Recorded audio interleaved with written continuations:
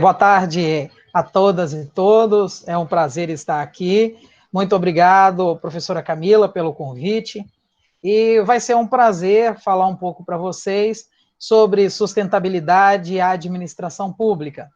Vocês vão entender bem o porquê disso ao longo da nossa fala, da nossa conversa. E espero, assim, fazer uma pequena provocação. Eu sei que é um momento numa tarde, vocês estão vendo muitas palestras, muitas coisas interessantes, mas pretendo aí trazer, assim, algum ponto, uma fagulha, um momento de reflexão para vocês aí sobre essas questões, que a gente espera que vocês possam aí desenvolver no futuro, como futuros profissionais, como administradores e como cidadãos, né, conscientes dos seus deveres, né, conscientes dos seus direitos, inclusive no âmbito ambiental e para com a administração pública. Eu já vou iniciar aqui, já vou preparando a apresentação para vocês, né? Por gentileza, professora Camila, depois me avise aí se está aparecendo no chat.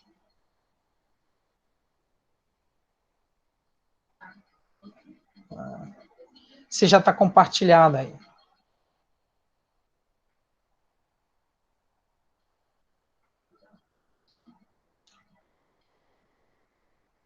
Conseguem ver? Obrigado, professora. Bom, então vamos lá. Eu sou o professor João Emílio, eu sou do Instituto Federal do Rio de Janeiro e trabalho com o curso de administração de uma forma geral. E, embora o nosso curso seja enfoque aberto, né, não é especificamente a administração pública, nós também trabalhamos, né, com questões relativas à coisa pública, ao direito público também, né? Eu basicamente sou advogado também, trabalhei alguns anos como procurador, né? E hoje não exerço mais essa atividade, basicamente em razão de ter concursado. E aí, como o meu concurso como professor, ele exige dedicação exclusiva, não posso mais exercer a advocacia, não posso estar mais aí como procurador, ok? Sejam todos muito bem-vindos, então, para que a gente comece a falar sobre sustentabilidade e administração pública. Eu sou o João Emílio de Assis Reis, atualmente eu sou pós-doutorando em Direito Empresarial pela Universidade de Salamanca, na Espanha. Eu sou doutor em Direito Urbanístico pela PUC São Paulo, daí a minha veia com o direito administrativo, com a administração pública, com o direito urbanístico, né, que é, por excelência, um filho do direito administrativo. E eu sou, então, atualmente, como já disse para vocês, professor de ensino básico, técnico e tecnológico no Instituto Federal do Rio de Janeiro. Ok? Sem maiores delongas aí, né, eu não vim aqui para falar do meu currículo para vocês, falar da minha vida para vocês. Tenho certeza que o nosso assunto é muitíssimo mais interessante que isso, então vamos logo para ele. Para que a gente possa começar a entender, a falar sobre sustentabilidade na administração pública, primeiro a gente precisa entender o que é sustentabilidade. Né? Sustentabilidade, na verdade, né, vem do latim, né, sustentare, que significa apoiar, conservar, basicamente tem um significado de algo que permanece, uma condição que permanece, uma situação que permanece. E, basicamente, é a ideia de permanência que vai dar a tônica de tudo que nós vamos falar hoje. Embora, muitas vezes, num sentido muito mais amplo do que o que estamos acostumados a falar. Na verdade, quando as pessoas usam a palavra assim, autossustentável, né, muitas vezes elas estão usando isso como uma condição de pleonasmo. Né? dependendo do contexto que se coloca, é como falar em meio ambiente. Meio é a mesma coisa que ambiente, né? Então, dependendo do contexto, sustentável e autossustentável, assim, é exatamente a mesma coisa, né? A condição de algo de sustentar. Quando eu falo em autossustentável, né? E essa é uma questão que a gente precisa pensar muito aqui hoje, estou falando da coisa se sustentar, né? Permanecer por si mesma. Então, é nesse sentido que nós falamos autossustentável, ok? Bom, então, se a gente pensar nessa ideia da sustentabilidade como a condição de permanecer, a gente precisa entender como a gente chegou até aqui, por que nos preocupa tanto a condição de permanecer, né? Por que isso nos preocupa tanto? Bom, isso nos preocupa tanto, por quê? Porque a gente, em dado momento, percebeu que os recursos que nós temos para a vida humana, que nós temos para o planeta, são finitos. Tá? Nós temos uma economia baseada hoje em combustíveis fósseis, por exemplo. Tá? Nós usamos basicamente o que? Petróleo. Né? Vocês estão com certeza com alguma coisa aí na mesa de vocês, na frente de vocês, que é baseada em quê? Plástico. Tá? Os carros que a gente usa para ir para o trabalho, para visitar um amigo, para ver a namorada, são o quê? Movidos a petróleo. Bom, é um recurso finito. E mesmo quando a gente pensa em recurso, entre aspas, infinito, a gente vai perceber que não é bem assim. Quando a gente estudou lá na segunda série do primário, lá no ciclo básico, né, lá nos anos iniciais, como se chama hoje, por exemplo, o ciclo da água, né? Aí a gente via um desenho lá. Tinha lá uma montanha na terra, onde chovia, a água vinha correndo para o rio até chegar no mar evaporava. A gente sabe que mesmo isso não é completamente verdade.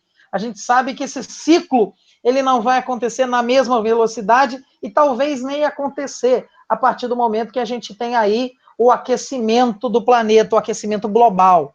Né? E aí o que acontece? Ao longo do século XX, a humanidade, diante de diversas situações, de diversos acidentes que aconteceram, de diversas questões em que a gente percebeu a mudança, e a mudança como algo ruim, como algo trágico, como algo que afetava negativamente a nossa vida, passamos a nos preocupar com isso. Né? Basicamente, o que nós temos como marco aí dessa mudança de mentalidade que a gente ainda está vivendo, né? Alguns ainda nem começaram a viver, mas que a gente está vivendo hoje. Basicamente, nós temos aí acidentes no mar com vazamento de petróleo, a bomba atômica, né, lançada em Hiroshima e depois a bomba atômica lançada sobre Nagasaki. A gente viu que os atos do homem podem levar à destruição de toda a humanidade. E aí a gente passou, né, a se preocupar com isso. Né? Bom, então, a partir do momento que a gente passou a se preocupar com isso, né, começou-se um movimento no âmbito da sociedade internacional. Isso, primeiramente, começou de uma forma geral na Organização das Nações Unidas, e depois de um tempo isso passou a integrar as legislações internas dos países, a preocupação com o meio ambiente, com sustentabilidade. É importante a gente entender, quando a gente fala em sustentabilidade, não existe só um tipo de sustentabilidade. É muito comum a gente pensar no meio ambiente estrito sensu, quando a gente está falando em sustentabilidade. Pensar sustentabilidade especificamente do ponto de vista ambiental. E aí a gente esquece uma coisa importante. Vejamos bem, hoje, se nós estamos falando aqui, nós estamos falando porque nós temos, por exemplo, energia elétrica, que permite que você ligue o seu notebook, seu celular, né? Enfim, você vai aí eventualmente ver uma televisão depois, você eventualmente vai fazer o uso de um ventilador nesse calor que tá, enfim. Tudo isso nós usamos energia. Basicamente, a ideia de sustentabilidade ambiental, né? Não dá para a gente pensar simplesmente em manter o meio ambiente, em conservar o meio ambiente pura e simplesmente. O ser humano, ele transforma naturalmente a natureza para sobreviver, né? Nós, como seres culturais, nós transformamos o mundo à nossa volta. Isso faz parte da própria existência humana. Então, quando a gente pensa em sustentabilidade, nós não vamos falar somente em sustentabilidade ambiental. Nós falamos em sustentabilidade econômica e sustentabilidade social. Né? Nós temos essas três coisas. Por quê? Precisamos preservar o meio ambiente? Sim, precisamos. Sem ele não dá para viver. Só que, basicamente, nós precisamos de quê? Nós precisamos de economia, né? A economia que vai permitir o desenvolvimento, que vai permitir a circulação, a criação de riquezas, né? Que vai permitir, de fato, a gente desenvolver enquanto grupo social, né? E também pensamos na sustentabilidade social. Não adianta nada eu ter uma economia boa, eu preservar o meio ambiente, enquanto você tem níveis de desigualdade gigantescos, né? E percebam, isso é uma coisa muito preocupante quando a gente fala em preservação de meio ambiente, porque hoje você tem uma disputa que muitas vezes ocorre entre países, quando se está falando em acordos sobre clima, sobre esse tipo de coisa, que desenvolve argumentos sobre isso. Né? Normalmente vem o pessoal dos países desenvolvidos e fala assim, nossa, vocês têm que preservar, vocês têm floresta, vocês têm recursos hídricos. E aí, muitas vezes, né, os governantes dos países em desenvolvimento vêm falar o quê? Olha, não, assim, nós temos desigualdade social aqui, né? Nós precisamos de ter um limite diferente para que a gente possa se desenvolver, né? E aí, quando você observa, por exemplo, o nível de consumo, uma criança americana consome 30 vezes mais do que consome uma criança africana. Né? Aí você vai falar em consumo.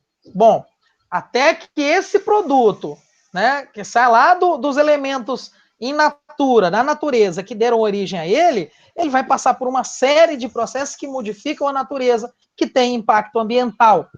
Mas será que é só isso? Será que a gente pode simplesmente pensar isso? Não, vocês já queimaram a de vocês, deixa a gente queimar a nossa. Isso é muito complicado, até porque meio ambiente nós temos o quê? Nós temos um direito difuso, nós temos um interesse difuso. Quando a gente fala, por exemplo, em buraco na camada de ozônio, o buraco da camada de ozônio ele afeta todo mundo. Aquecimento global. Não tem como aquecer só um país que está lá poluindo mais e manter o clima para outro país. É por quê? Porque esse é um problema difuso, é um interesse difuso, e o direito ao meio ambiente sustentável é um direito difuso. Não dá para a gente trabalhar com isso de forma dividida e fragmentada. É óbvio que é possível, por exemplo, a gente cobrar de países mais desenvolvidos que eles tenham um maior compromisso, até pela condição econômica, até com uma forma, vamos dizer, de reparação histórica, porque em grande parte da história da humanidade se sustentaram em cima de recursos trazidos de países em desenvolvimento, mas isso não pode servir como discurso de certos governantes pelo mundo para se isentar da sua responsabilidade ambiental, porque, enfim, quando a conta for cobrada, né, todo mundo vai eventualmente sofrer as consequências, ok?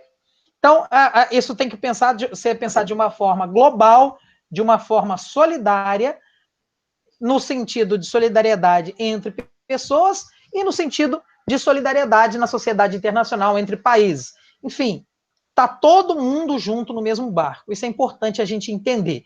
Outra coisa importante a gente entender é que quando a gente fala em sustentabilidade econômica, sustentabilidade ambiental, sustentabilidade social, elas estão todas dentro do mesmo pacote, porque a razão final de sustentabilidade é sempre a mesma, é preservar a vida humana e que todos possam ter o quê? Condições mínimas de igualdade, de dignidade. Quando um determinado governante de um país qualquer vem falar, por exemplo, precisamos salvar a economia, precisamos deixar a pandemia de lado para isso, aquilo, o que aconteceu em diversos países do mundo, graças a Deus não foi a maioria, né? Isso, na verdade, é um discurso falacioso, porque quando a gente fala em sustentabilidade, essas três coisas, elas não se contradizem. Elas não se contradizem. Então, mas espera aí, ô, João, por que você está falando isso? E por que a gente vê, às vezes, o político tal, o empresário tal falando, né? A economia em primeiro lugar, depois outras coisas, porque precisamos de emprego. Por que eles criam, então, esse aparente conflito entre economia, vida humana, saúde e economia? Basicamente por uma razão muito simples: falta de planejamento. A pessoa está olhando algumas árvores e não a floresta inteira. E é aquela situação que, se mexer com algumas árvores, invariavelmente você vai afetar a floresta inteira. Né? Vai afetar a floresta inteira.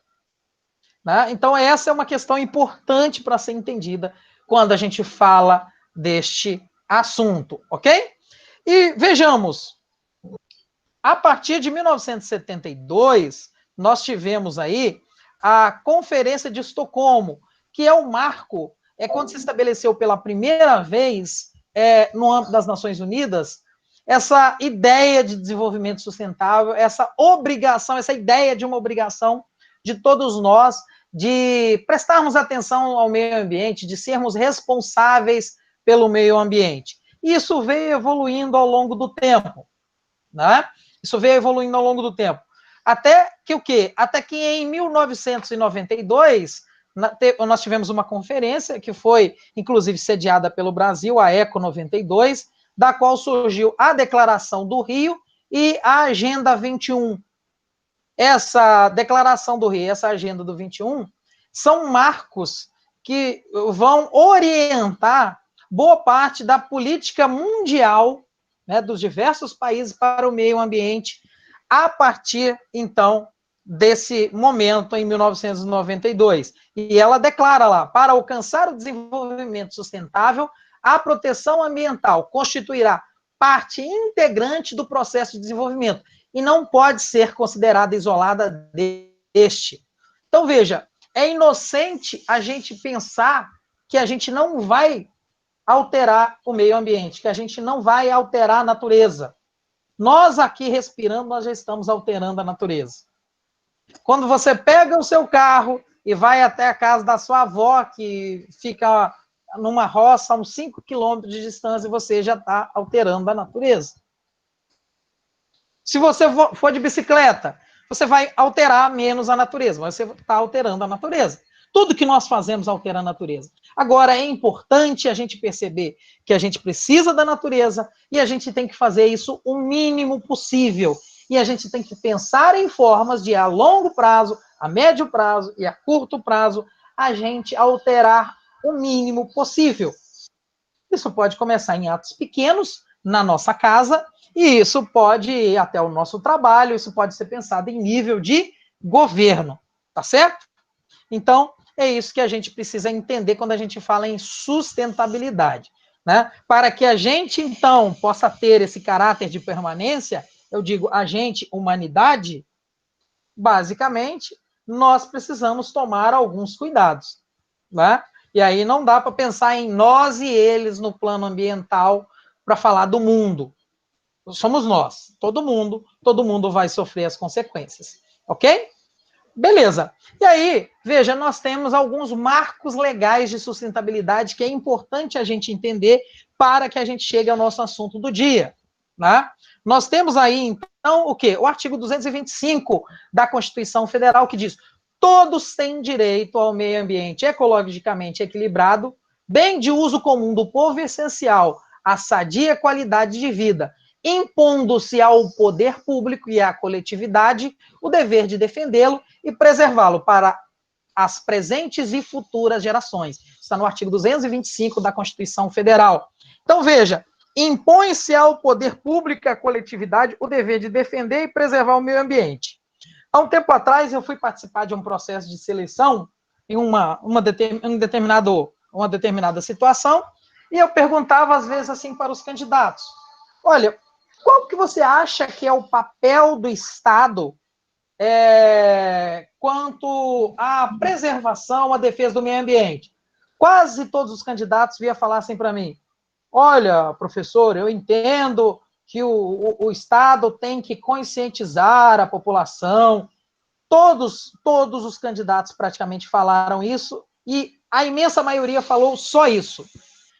O grande problema está aí, não é só isso. O Estado em si, enquanto orientador, fomentador e executor de políticas de meio ambiente, de políticas ambientais, de política de sustentabilidade, ele tem que agir. Não é só dizer às pessoas como elas têm que agir. Ele também é um ator nisso, e um ator muito importante. E é isso que a gente vai começar a entender daqui a pouco. Veja, o Estado, quando a gente fala em poder público, né? O Estado, a gente sabe quem é o titular do poder político. Todo poder emana do povo. O Estado, ele não é um fim em si mesmo. O Estado, ele não pode ser um fim em si mesmo. Isso é uma coisa que a gente precisa ficar muito atento quando a gente discute questões políticas na modernidade, para a gente entender o quê? O Estado existe em razão do povo e não o contrário. Quando se pensar em reforma tributária, reforma administrativa, reforma política, o que for, a gente tem que pensar o seguinte: mas espera aí, quem está ganhando com isso? É o Estado? É. Por quê? Para onde isso está indo? Para onde esse dinheiro está indo? Né? É óbvio que nós não podemos pensar a questão do Estado moderno, do Estado democrático de direito, do Estado enquanto coisa pública, apenas de um ponto de vista de uma relação tributária. Eu sou contribuinte, eu pago, eu tenho direito. Nós vivemos num país em que todo mundo tem direito, tendo direito a contribuir ou não, tendo condições de contribuir ou não. As pessoas têm esse direito por serem pessoas, por serem brasileiros, mesmo que não sejam brasileiros. Se estão em território da República Federativa do Brasil, nós temos uma obrigação com essas pessoas. Isso é uma questão civilizatória, né? Enfim. Seguindo aí, nós temos aí, então, mais marcos legais de sustentabilidade. Esse, embora ele não seja diretamente ambiental, eu acho que ele é até mais completo, porque ele dá uma visão bem global de sustentabilidade. É o artigo 170 da Constituição, que estabelece os princípios da ordem econômica. Veja, que são princípios da ordem econômica. Basicamente, a Constituição está dizendo assim: tudo que se for produzir no país, toda a orientação nossa para produzir vai se basear nisso. Então, falei a ordem econômica, ou seja, tudo que nós produzimos, todo o nosso jeito de produzir deve se basear em, aí temos aí, assegurar a todos existência digna, sem meio ambiente sequer nós vamos existir.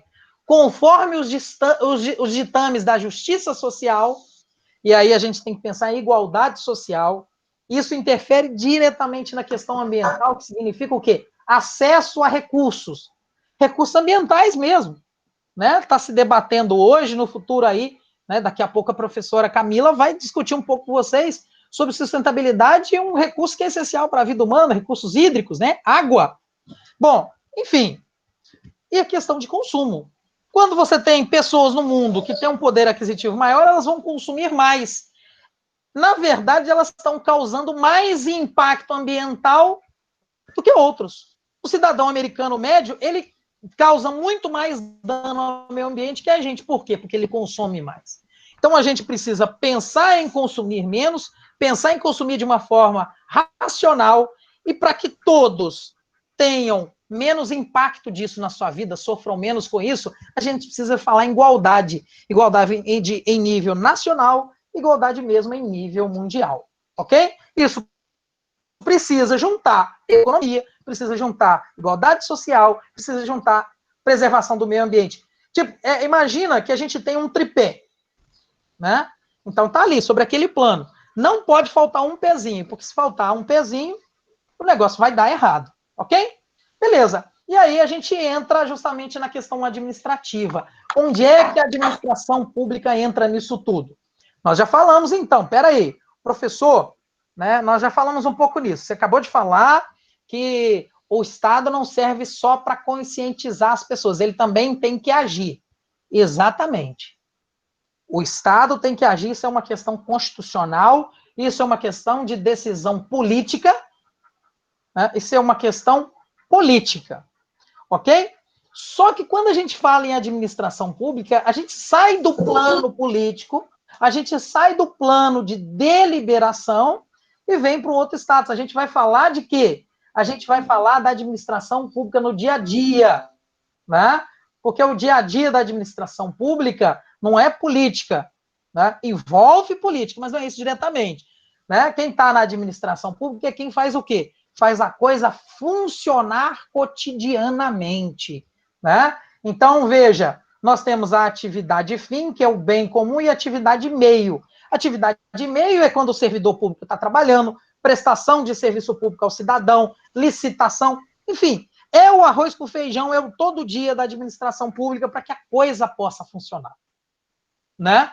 E aí, veja, é importante pensar o Estado como, na sua ação com o cidadão, na sua aplicação de políticas públicas em questão ambiental, sim, mas aí a gente precisa olhar também o quê? Para dentro da atividade administrativa. Porque quando a gente fala incumbe ao poder público, a gente pensa, tá, então o Estado não é só alguém que tem que conscientizar, ele tem um papel, ele tem que agir.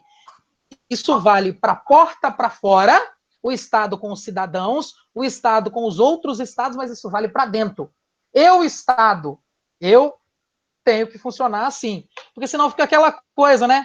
Faço o que eu digo, mas não faço o que eu faço. Então, o Estado precisa olhar para dentro de si e se enquadrar. Uma das características básicas de um Estado de direito é basicamente o quê? O Estado, a partir do momento que ele cria leis, que nós temos um regime de legalidade, que nós temos uma Constituição, ela obriga todo mundo, do mais pobre ao mais rico, da pessoa física, da pessoa natural, mais simples, às empresas, até chegar ao próprio ente administrativo, que para fins republicanos também é uma pessoa, e ele está sujeito às leis que ele cria, ok? Beleza. E aí nós temos ainda o conceito de administração pública. A administração pública é o conjunto de órgãos, serviços e agentes do Estado que procuram satisfazer as necessidades da sociedade através da execução de políticas públicas. Em outras palavras, a administração pública é a gestão dos interesses públicos por meio da prestação de serviços públicos. Então, veja, se eu estou procurando fazer o bem público, não é interessante, não é inteligente que eu faça isso, que eu conserte uma coisa, que eu desenvolva uma coisa prejudicando outra. Não faz nenhum sentido. Meio ambiente é necessário para a existência humana, existência digna, para que o administrado, como a teoria clássica do direito administrativo chama, que nós vamos preferir chamar de cidadão, possa, então, ter a sua realização. Não é? Então, isso é importante. Bom, e aí, olhando para dentro, nós vamos chegar ao quê? Nós vamos chegar no primeiro passo, vamos chamar assim, de sustentabilidade na administração pública, pensando da porta para dentro, que é o que a gente chama de Agenda A3P. No ano de 1999, o Ministério do Meio Ambiente, a partir do que foi decidido na Declaração do Rio, na Agenda 21, ele passou a promover mudanças internas, passou a se pensar também em mudanças internas, né? Isso da porta para dentro da administração pública, precisamos olhar para dentro. Isso foi uma obrigação assumida lá na Declaração do Rio, em 1992. E aí foi criada a chamada Agenda Ambiental na Administração Pública. Por isso, A3P, AAAP, né? Agenda Ambiental na Administração Pública. Guarda esse nome, A3P. Se vocês não ouviram falar ainda, alguns provavelmente já, mas todos vocês ouvirão falar muito disso, tá? Isso vem em maior e menor velocidade, porque isso hoje é uma orientação, ela não vincula, ela não obriga, pelo menos no âmbito interno brasileiro, mas o Estado brasileiro já está obrigado, perante a comunidade internacional, a adotar práticas de sustentabilidade internamente, ok?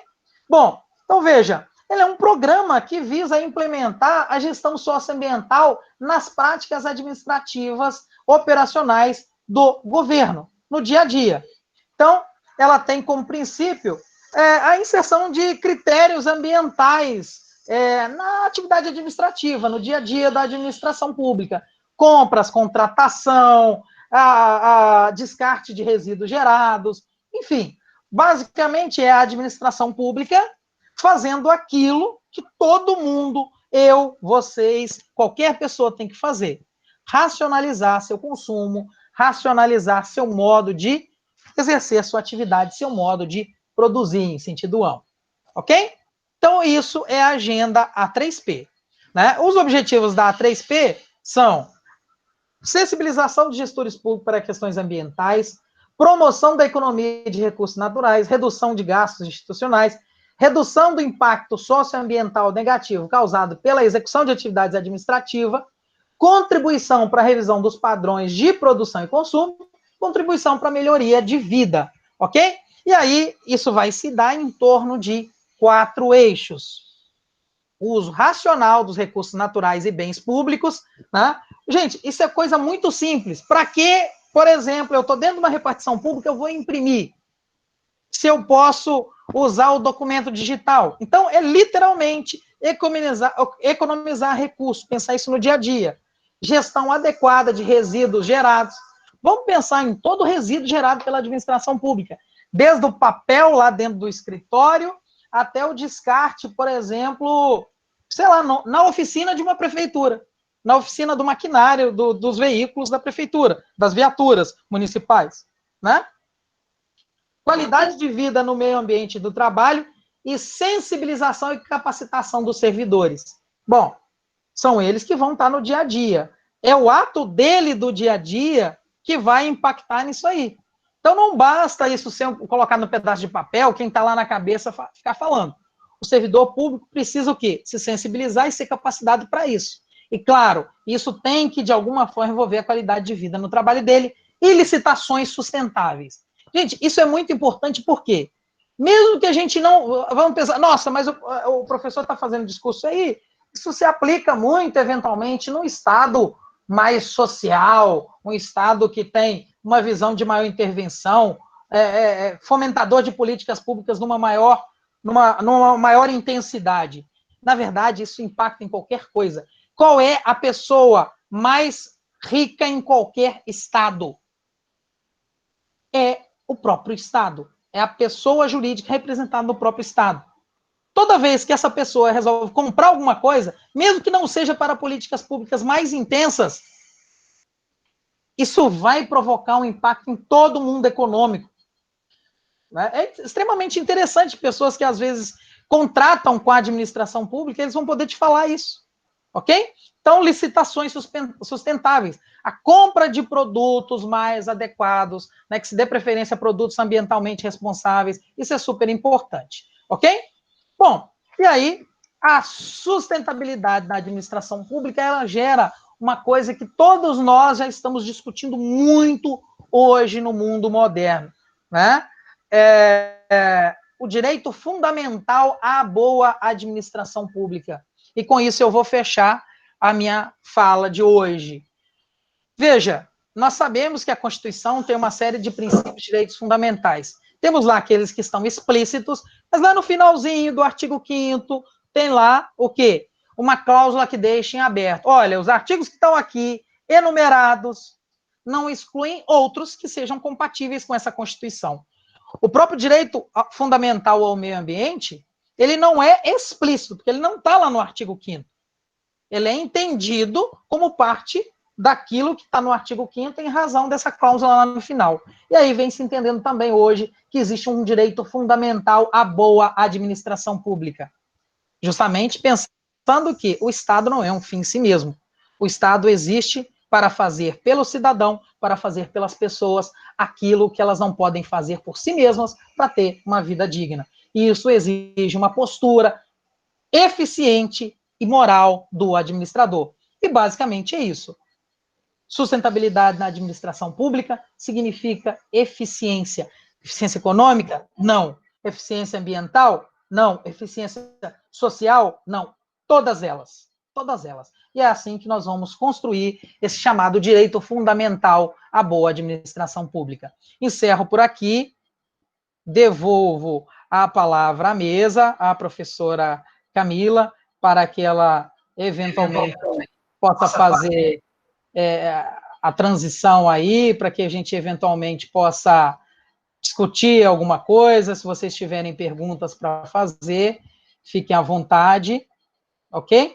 E eu me coloco à disposição de todos vocês. Boa tarde novamente, os que ingressaram aí depois da minha fala. Agradecer as palavras do professor João, foram uma excelente palestra, muito proveitoso, principalmente a relação, né, com esse princípio fundamental, a boa administração, que envolve aí todos os setores, né, sustentabilidade não é só a questão ambiental.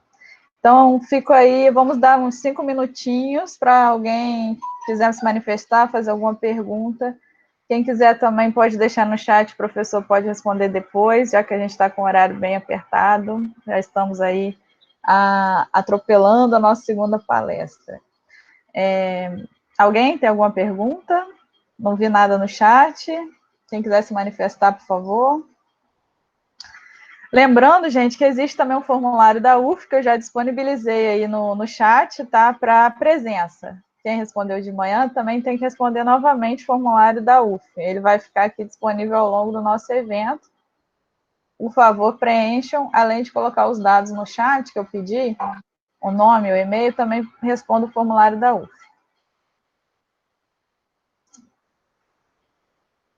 Vou aguardar aí mais uns minutinhos para ver se alguém pergunta alguma coisa para o professor João. Aproveitem, gente, é o momento de fazer perguntas. Quem está em busca de tema de TCC, aproveitem para explorar a presença do palestrante convidado.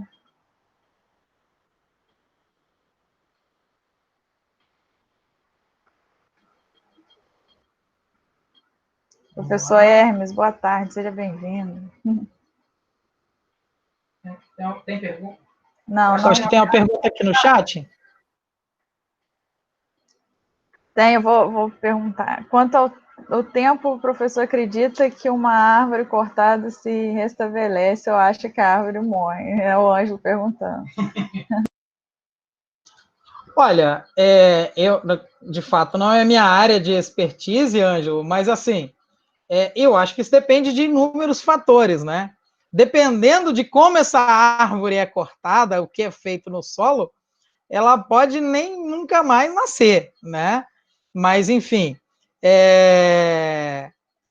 assim, a gente tem que pensar todas essas questões relativas à sustentabilidade no sentido assim, a gente parte do princípio que para vivermos hoje, veja, nós usamos madeira.